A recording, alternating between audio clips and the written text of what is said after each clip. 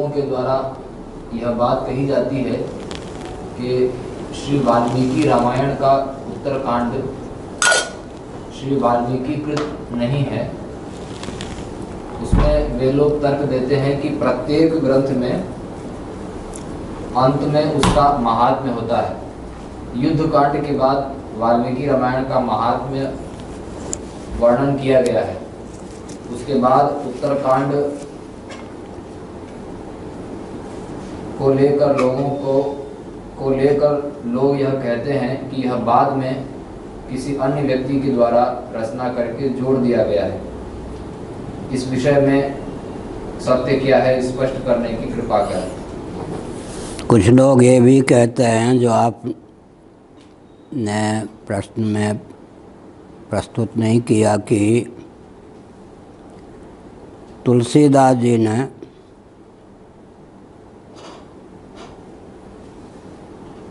उस अंश का सन्निवेश कौन है, किसने किया है प्रश्न? तुलसीदास जी ने उस अंश का सन्निवेश अपने रामचरितमानस में नहीं किया है।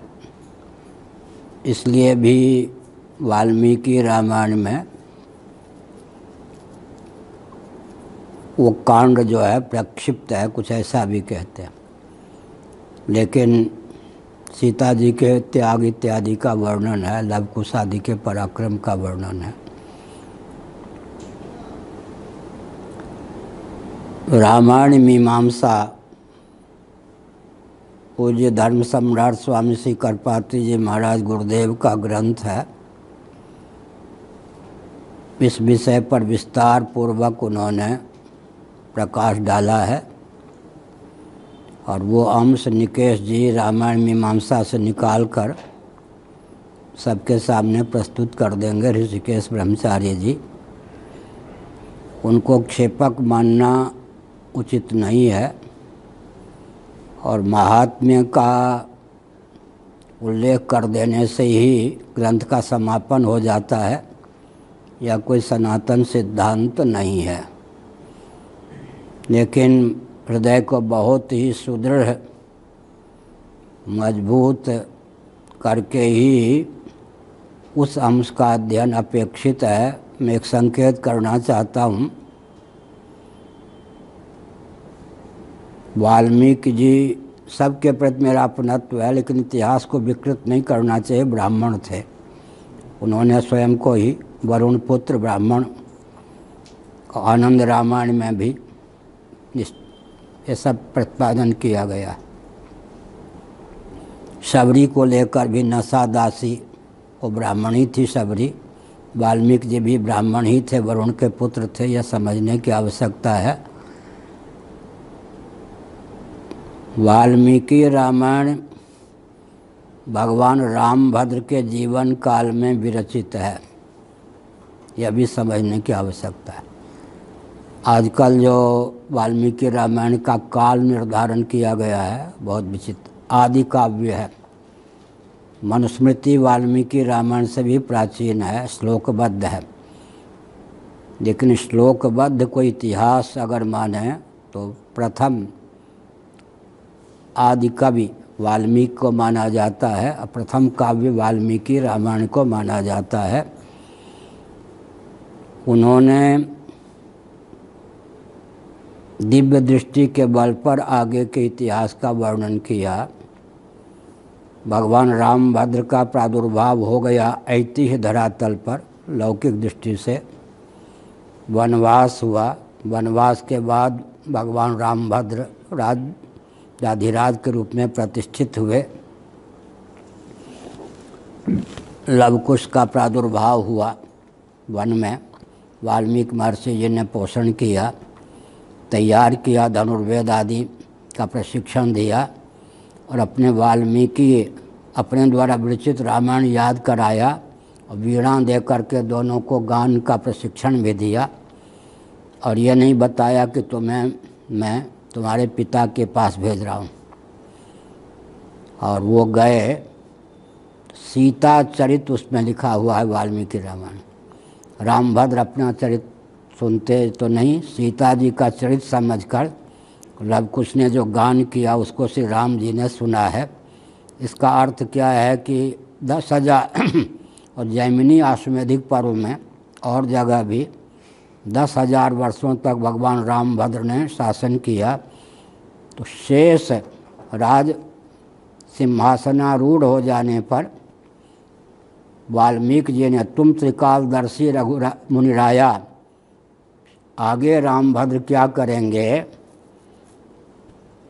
पूर्व कल्प के राम जी का दर्शन करके वर्तमान कल्प के राम जी आगे क्या करेंगे, दिव्य दृष्टि से देखकर पहले ही लिख दिया। कुछ घटना घट गई थी।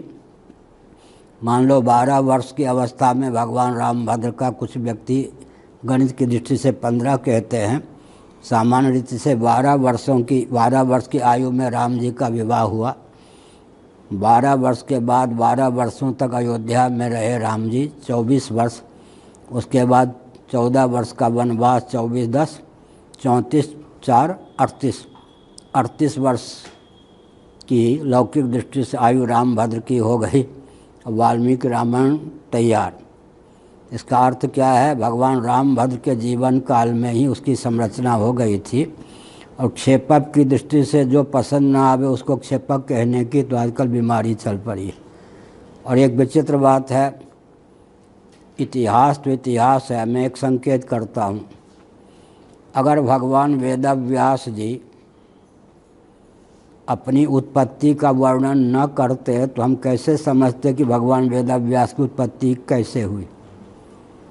वेदव्यास जी पर कटाक्ष करने वालों को भी कैसे मालूम पड़ता कि वेदव्यास जी की अभिव्यक्ति कहाँ हुई, कैसे हुई।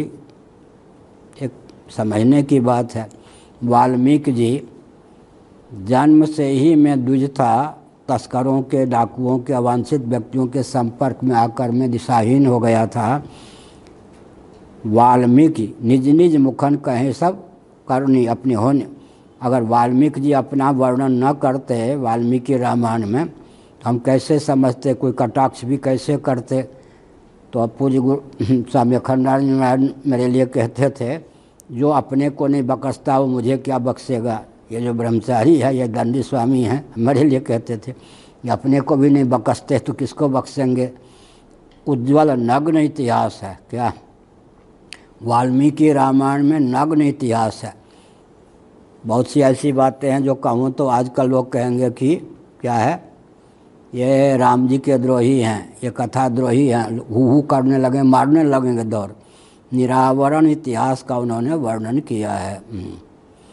और तुलसीदास जी ने कुछ कलयुग के व्यक्ति सह सकें, सीता चरण चोंच हाथी भागा कागा, तो चरण चोंच का प्रहार किया।